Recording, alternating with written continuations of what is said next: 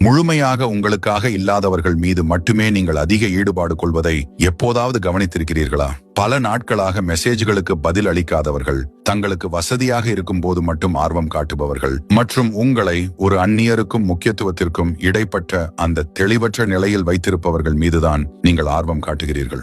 ஒருவர் நிலையானவராகவும் நம்பகமானவராகவும் உண்மையிலேயே ஆர்வமுள்ளவராகவும் இருக்கும்போது நீங்கள் இரவு முழுவதும் விழித்திருந்து அவர்களின் மெசேஜ்களை ஆய்வு செய்வதோ அல்லது அவர்களின் உணர்வுகளை பற்றி விரிவான கற்பனைகளை உருவாக்குவதோ இல்லை.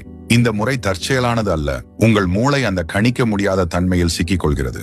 எப்போதாவது கிடைக்கும் அந்த கவனிப்பு ஒரு பரிசை வெல்வது போல் உணர்கிறது.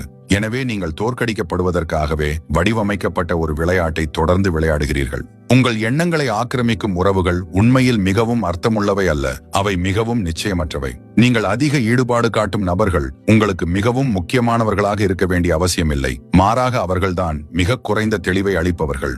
நீங்கள் ஈர்ப்பு என்று அழைப்பது உங்கள் மூளை பதட்டத்தை உற்சாகம் என்று தவறாக புரிந்து கொள்வதாக இருக்கலாம். காதல் என்று தோன்றுவது வெறும் அங்கீகாரத்தை தேடுவதாக இருக்கலாம்.